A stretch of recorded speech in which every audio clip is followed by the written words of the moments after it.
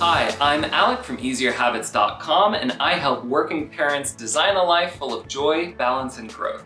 So my wife and I have started to settle into our house. As you can see, I actually have decorations behind me. We got our couch, I think, in November. So we're starting to get into the groove of regular life. But with regular life comes a lot of busyness and stress, especially in the holiday season. So I've started thinking about designing something that you probably don't think about very often, at least not directly, which is designing your relationship with time. Lack of time is one of the main reasons why we feel really stressed. And so if you can shift your relationship to time, you can relieve some of that burden and stress that comes from being very busy. A lot of times when we hear a motivational speaker talk about time, they might say something like, we all have the same 24 hours, and the point is that you have the same 24 hours as people who are out there changing the world right now. So what are you doing with your 24 hours? I actually disagree with this statement. We don't have the same 24 hours. Our experience of time is very different, and this is one of our opportunities to create change in our lives. Now, you've probably experienced the sense of things moving very slowly when you're bored. And you've also experienced how fast time can move when you're in the zone at work or when you're binging your favorite show or surfing the internet.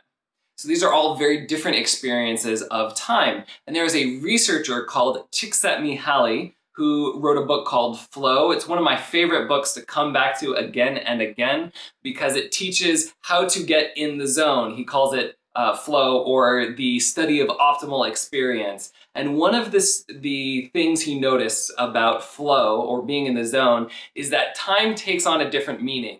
Sometimes time goes really fast when you're in the zone, but at other times it kind of dilates, allowing you to do a lot in a very short space of time. And so flow is kind of this paradoxical state where time is going really fast, but you're also getting a lot done, and it feels really good.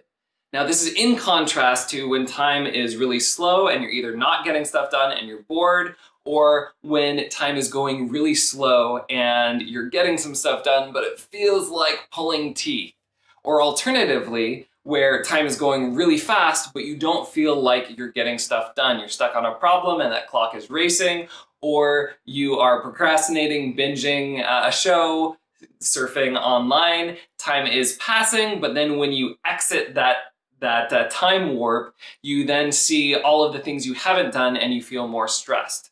So what you want to do is get into the zone, get into your flow. I'll talk a little bit today about a few ways that you can design your relationship with time and get into flow so you have a good experience where time is flowing quickly, but you're also getting stuff done. You're making that time count and you're doing work that you feel proud of.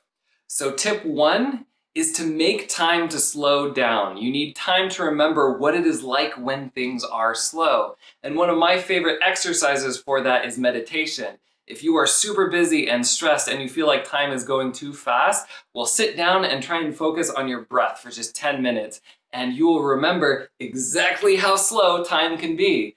And even if the meditation isn't perfect, your mind isn't 100% focused on your breath, remembering how long 10 minutes can be and slowing down can really change your attitude for the next several hours. This is one of those giving habits, I call it, like a 10-minute habit that can impact hours of your day. And so you can take some of that slow down into your work, into your family life, whatever you need that slow down for. So it's not just the 10 minutes, but you can experience a more present, more focused, more slow rhythm of life. Now, of course, meditation isn't the only way to slow down. So another way to slow down is to go take a walk. You can write in your journal. Those are all things that if you make time for that at lunch or at the end of your day or at the beginning when you wake up to set the pace for your day, however it works for you, you can remember to slow down so that life doesn't feel like a fire hose of events that's happening to you, but can feel like something that you are present in and participating in. And that will give you a sense of control and slow down the feel of life, even if just as much stuff is happening. So make time to slow down if you want to design your relationship with time. Another key ingredient to being in the zone is to remove distractions. So I know that a lot of times if I'm working on something that I'm not too excited about or isn't the most complicated intellectually, I will like to listen to something. I like to listen to a video in the background or listen to an audiobook. And while that can be really fun, that messes with the sense of time and will make you less productive. Every moment you spend focusing on a combination of your music and your task is time you spend not really engaged in either, and is time that gets artificially sped up while simultaneously not getting as much stuff done. So it is the anti-flow. If you want to get in your flow, you want to make sure to design things as focused as possible. And so music can be a part of that. I've heard especially with music that doesn't have lyrics, it is less distracting. But I've also used pop songs that I like, but I listen to them on repeat so that the lyrics are so familiar, they just become background noise and it stops distracting me. That's actually something I noticed in Tim Ferriss's book, Tools of Titans. He mentions a couple of times that athletes and other people will sometimes listen to the same song over and over again to get in the zone. That also helps tune out distractions around them.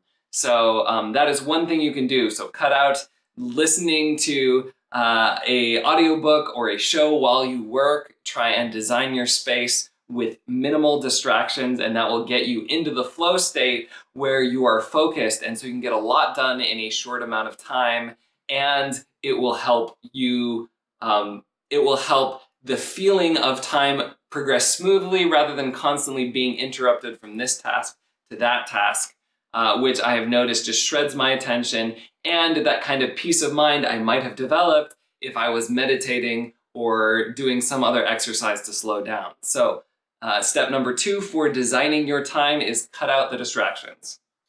Step number 3, once you have carved out some time to slow down and get a slower mindset and cut out distractions, there's only so much you can do with purely your perception of time. If you want an experience of life at a slower pace, there does come a time when you take step 3 and cut out activities. This means saying no to activities. This means delegating them to someone else.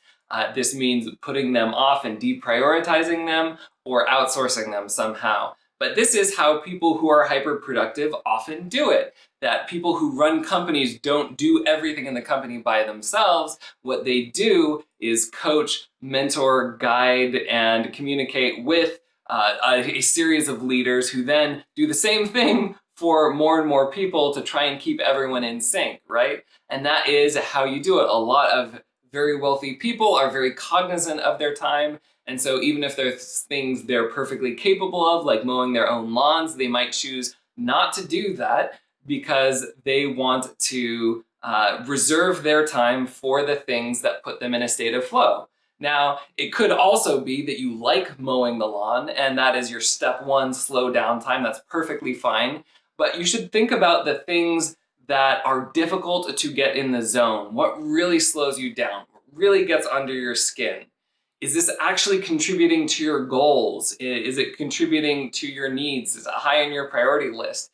If something is constantly taking you out of the zone and it's not high on your priority list, then figure out a way to say no. And that is a simple way that you can spend your time on more activities that are flow for you, that are in the zone for you.